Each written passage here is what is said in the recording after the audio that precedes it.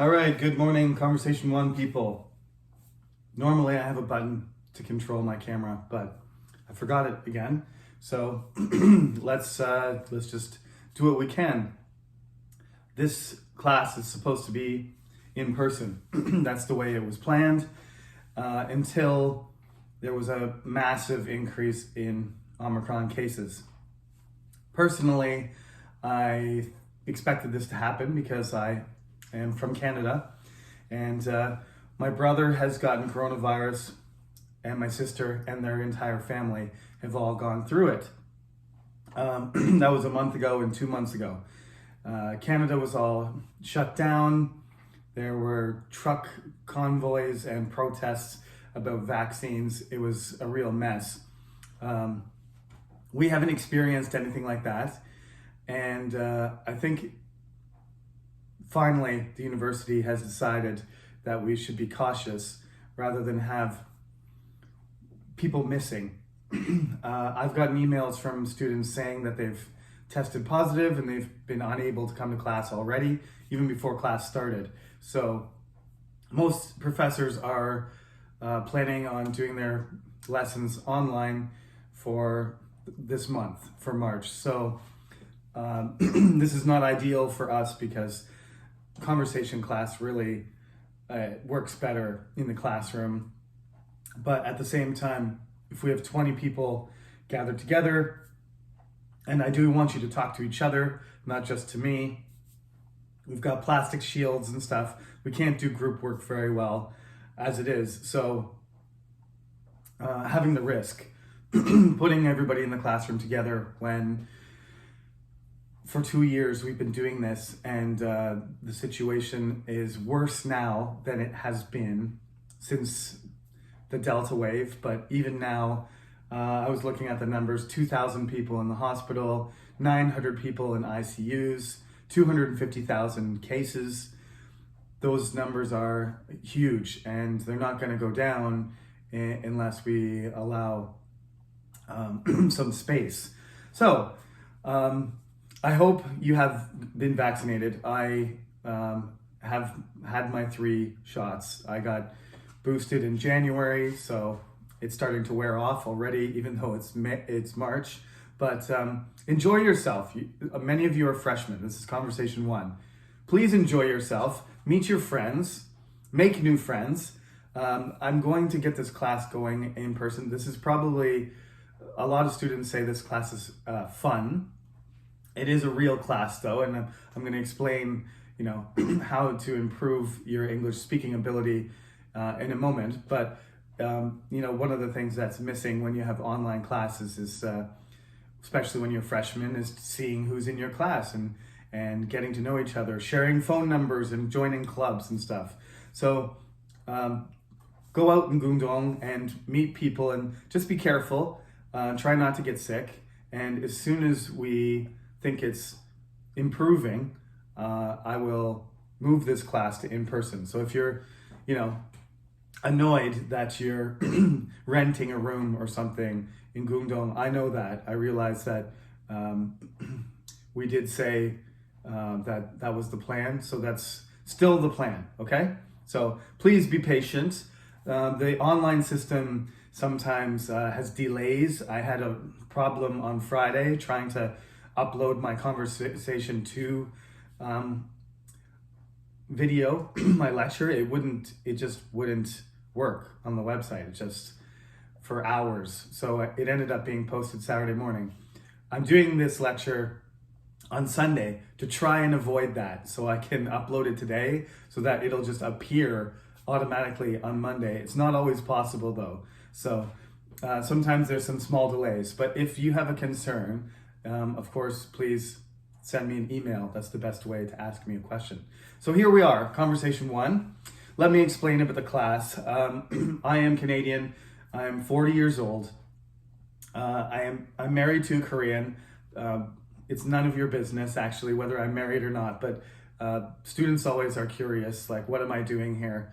And in conversation class, we do talk about family and relationships and society and culture. So why not? I'm not afraid to tell people what my personal life is like. but I've lived in Daejeon for a long time.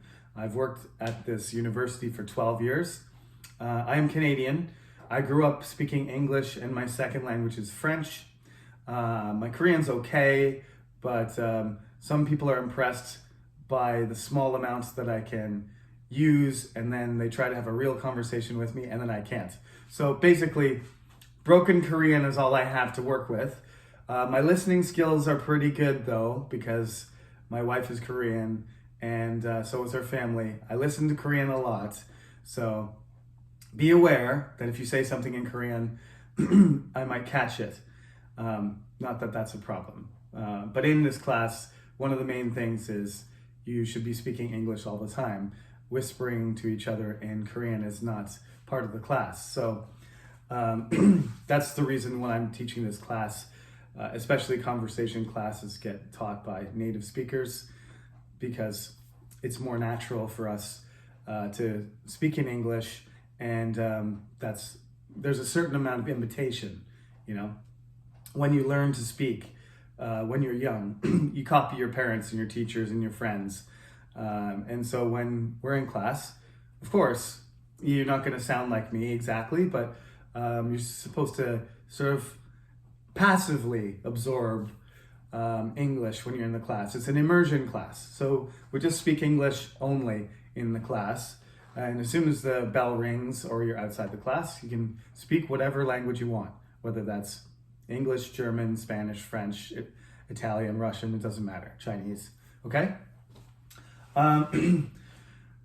What else can I say about myself? This class has a lot of different topics. I'm a very eclectic person, so I'm interested in all kinds of things. I like sports and computer games and hiking.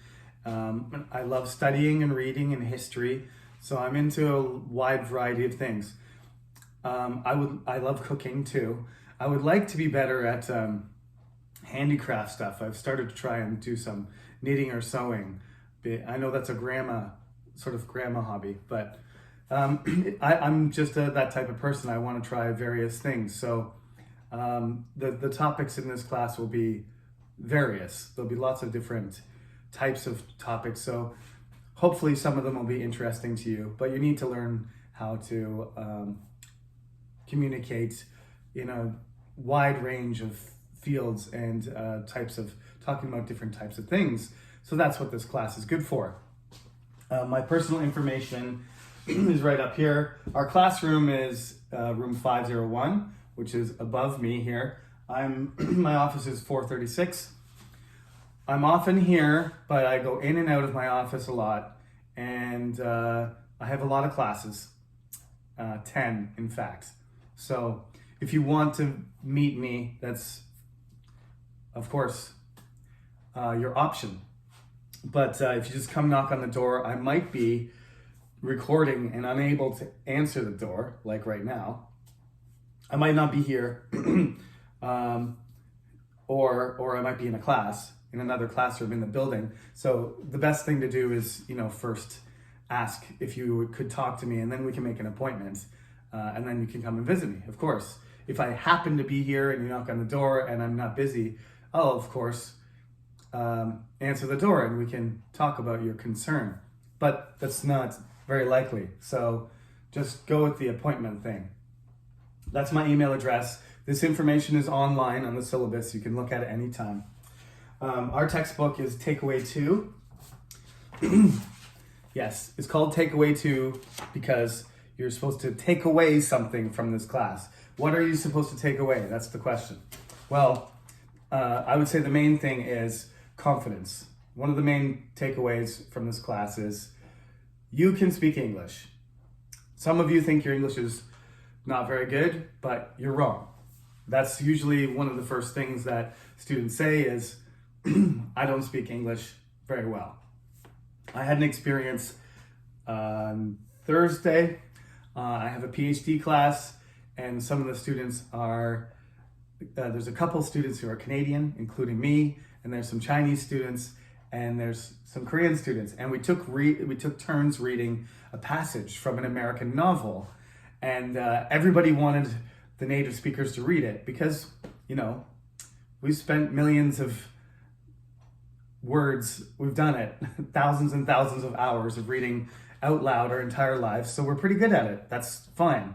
But each person had to take a turn. And each time a Korean or Chinese student started, the first thing they said is, "I'm sorry, I don't speak English very well." And then they read their part.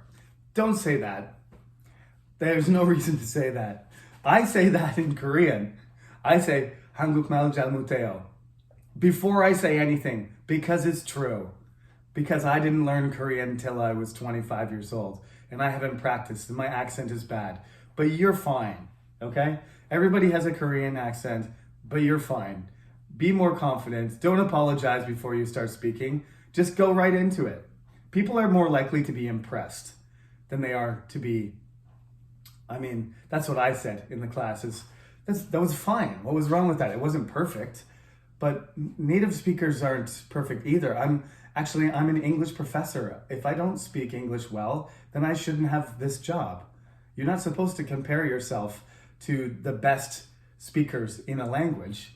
It's the same thing with me. If I look at a Korean person who is the best orator, these politicians perhaps that are running, even they sometimes don't have great Korean, but generally, Korean public speakers and television hosts and dramas, Koreans on dramas, they speak very, very well, even for Koreans.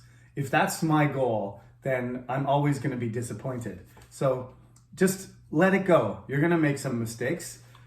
Be confident, practice, and you'll be surprised. You're young. Most of you are 19 or 20 years old. I've seen students who can barely, make a sentence, come back to me as a senior. Maybe they've gone abroad and studied for 6 months, maybe not, but they've practiced their English a lot, and they've come and taken my class. They were a C student. They came back when they were a senior and killed the class, A+. It's happened many times. So it's just a matter of effort. You might struggle a bit this year as you're getting used to it, but it's up to you. And if you make an effort, your English will get better. So the first takeaway from takeaway 2 is, have some toughness and, listen to what your mistakes are and make an effort. Have confidence in your ability and you'll do better. Now, after that, yes, like I said, this class is supposed to be, this class is supposed to be, move this up a little bit. This class is supposed to be in person. I'm doing the introduction today because this doesn't really matter. Doing it online or offline doesn't matter. So it's going to be in person as soon as we can. The first 2 weeks, this week and next week, are going to be online. That's not debatable. That's not changeable. If things get dramatically better, I would like to go in the classroom as soon as possible. In the 3rd week, we will do that. If things still don't look very good and they continue like this with hospitals full and hundreds of thousands of people getting sick, then we will start the 1st week in April. We will switch over on the 5th week, okay? But I'm not very optimistic about that, but I just want to put it out there because I had classes on the very first day, on Wednesday, and I had to make a decision for what to do. And so that's what I said. 2 weeks online, see how things are going. If they're not going well, we'll go to April, but then we will do it. We must, for this class, for my writing classes and my bigger classes, we may not switch if it just doesn't work out. But this class, I promise, even if things aren't going well, on the 5th week, we will be in the classroom because it's too important. I don't want to do conversation class online. It needs to be offline. Okay? So for now, we're going to use the system actually for homework for the entire semester and for notices too, because it's convenient, right? All of you can look on the board easily. I still have my own website, and that's what I used to use it for. I used to use the website to put up notices and put links and stuff like that. But now they have a better system because of Corona. The university kind of fixed it. So I still have my own website, and I still may use it for something, especially if the cyber campus goes down or they have some sort of problem, I can use it. But for now, what we're going to do is do all the submissions of homework through the assignments tab. So you go to you log in, put in your student number, put in your password, go to this class, and then there'll be notices, Kongji, and those are just things to say what's going on in the class. And then there'll be an assignments tab. I can't remember what it's called, Jashil or something. I'm not saying that right. Anyway, you know what it is. You scroll down the side, and then there's a button where it says submit an assignment, and then you have to, for this week, I would like you to write a paragraph, half a page, about yourself. Just kind of like I did. I said my age and you don't have to say that if you have kids or you're married or whatever, but I told you I was from Canada. I told you which languages I speak and a little bit about my hobbies and stuff like that, and that I like history and computer games and sports, okay? Also, I started to get into the fact that, I'm here in Korea, I've been here a long time, and this is my job. So add these details. There's no format for it, but I would like you to just give me, an idea of who you are and an idea of how you write. There's no grading for grammar or spelling or anything, but of course, I am going to judge. I'm going to read it, find out who you are, and I'm not going to judge you. I'm not going to judge you by who you are. I'm going to judge you by your writing, okay? By your English. But I just want to get a sense of how you write and what you like. That's it. So it's just do it or don't do it. If you don't do it, you get 0. If you do it, you get 100, okay? It's that kind of homework assignment. Do or do not. You have to hand that in a week from the class. So it's due the Monday after the second week, right? March 14th, you should upload the file, a doc file, please, which means use Microsoft Office, use Microsoft Word, upload it. If you don't have that, PDF is fine. You can save it as PDF if you don't have Word, PDF or doc file, okay? Right. Now, to the other side of the board, over here. Maybe I should stay on this side. How are you going to be evaluated? Well, before I say break down the class and how you get graded, as I said, this class is probably the most fun because in class, in day-to-day, week-to-week lecture, there's a lot of chance for you to just, have a chat, just have a conversation, just share your ideas freely without being concerned that everybody's looking at you or you're getting graded or tested.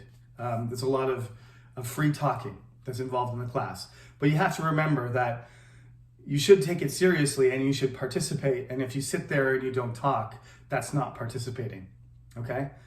There's very little opportunity to cheat in this class, but if you do cheat, you do get 0, and you'll be warned that you're not allowed to copy things. And if you insist on copying things, then you're gonna fail the class. That's the policy. 2 things, you're not allowed to cheat, you're not allowed to skip the exam. If you skip the exam or you cheat, you fail. Everything else is within the rules of the class, okay? But missing the exam or cheating of any sort, copying, stealing, plagiarizing, looking at somebody, secretly writing things on your hands, using notes when you're not supposed to be, any of those things are considered cheating and will result in failing the class, okay? I'm not that strict about anything else, but those are rules that cannot be broken. So, evaluating you, pretty straightforward. Participation is the most important thing really in the class. Be here, not just in body, but in mind. So that means listening and speaking and paying attention. If you're sleeping in the back or you come in 30 minutes late or any of those things, this grade is going to be low. There's going to be homework assignments regularly for the first 5 or 6 weeks. as we introduce the topics, and I get you to practice. Basically, when you do your self-introduction, it's practice for actually saying it. So you write it down, and that gives you practice. You're not supposed to make a script, though. This is just practice. So whatever you write down, you don't have to say exactly. It's just kind of like a guide, and to make you more comfortable when you actually do it in front of a person, in front of a group. So that's the homework stuff, and it'll follow the textbook, which has 10 chapters, and we'll go through, each chapter has its own theme, its own topic, and we will do some homework based on the themes and topics of the chapter. After the midterm, there's no homework. We get to the midterm. The midterm is an interview where I ask you questions based on the topics that we studied. So you've already practiced. It's not really that hard. There's no new content. You just have to review the things that you practiced for the first couple months. What's hard about the midterm exam is that it's in English and it's an interview. So you have to calm down. You have to speak in organized, composed fashion. You have to remember the words and the grammar, and you have to communicate yourself confidently to your professor. And that makes people nervous. But everybody's going to be nervous. You're not going to be the only one. So you should take consolation in that. It's not like people go, some people go into interviews and they're like very happy to have an interview. Most people are intimidated and nervous or scared when they go to an interview. So it's a common experience, not something unique to you. So, misery loves company, as they say. The presentation, we will be in class, thank God, by then. This will be happening after the midterm. We don't need to talk about it yet, but you're going to have to choose a topic and tell us about it. And there's various ways of doing it. It's very, open format presentation, but that doesn't happen until after the midterm, so there's no reason to worry about it. And then, of course, the final exam is another interview. It's just a little bit longer than the midterm, and once you've done the midterm, you're going to, hopefully learn from that experience and be able to improve for the exam. And that's the evaluation. So how are we going to get through this? How are you going to get a good grade? What do you want to take away from this class? Well, the main skills: discussion, presentation, interview, and conversation. Conversation and discussion are in class. Presentation and interview are individual skills that will be very important in your evaluation, right? You'll be judged on your ability to present and your ability to excel in an interview. And that's the majority of your grade. And then participation in homework just requires your effort in conversation and learning how to discuss topics. Core skills, core abilities that help you do these, perform well in these situations. The fluency, the way you construct words and the way that you say them. Is it familiar to somebody who's fluent in the language? New words and vocabulary you should be acquiring. Improving your grammar, although this is not a grammar-based class, but passively we talk about grammar a lot, and each chapter has its own grammar sort of point, which we are going to emphasize.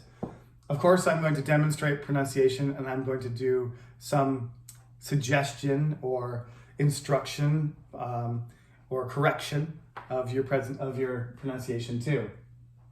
Of course, there's gonna be a lot of content involved as well, which, like I said, the content is supposed to be as wide as possible so that people are interested in different things. Everybody will have something amongst the topics that interests them. So, along with those other things, these are more writing related things, but they still are required when you're speaking. You just don't focus on them too much, because these things are more important than these things. These are more writing oriented and these are more speech oriented, but you need to be organized and logical. You need to be able to argue. These are the fundamental principles of writing, but when you're speaking, doing a presentation, they count as well, especially when you're not talking casually. When you're debating, you're presenting, or you're in an interview. These skills, these core writing skills are very important. Also, though, in a more subtle sense, you do need to have a sense of tone, like whether you're being serious or funny, or that you're, you know, sympathetic, right? If you're supposed to be talking about something that's sad or something that's happy, or you need to be expressing, maybe sometimes you need to express anger. Different types of moods and different types of emotions are involved in speaking too. So that's going to be a part of the class here and there. I'm going to mention it. It's not a main component, but manners, of course. You don't want to say things the wrong way and offend people. So that's kind of built into formal language and when to say things and when not to say things. And then, of course, the big one, my favorite, because I'm a professor of English and Cultural Studies. My degree is in English and Cultural Studies, my master's degree. So culture is my favorite thing, and that includes everything. And that'll include Korean culture, Chinese culture, Canadian culture, global culture. Even Daejeon has, I should say it properly, even Daejeon has a culture. It's not as visible, but it's there, right? So you need to get this textbook. You need to write your paragraph by next week. Make sure your information is correct. Make sure on the cyber campus that your phone number is correct and your email is correct, and we're ready to go. So please watch this lecture. It's only 30 minutes long. Get yourself ready for the semester and have a good week. Enjoy your freshman week. And we will have another online lecture for sure next week. So look out for that, because that will be chapter 1. That will be a content lecture. And I will make a decision about, according to what's going on in the university and what's going on in Korea and Daejeon as a whole. We'll make a decision about whether we're going to go back to the classroom on the 3rd week or the 5th week. So stay tuned, have a good week, and be careful. See you next Monday online. Take care.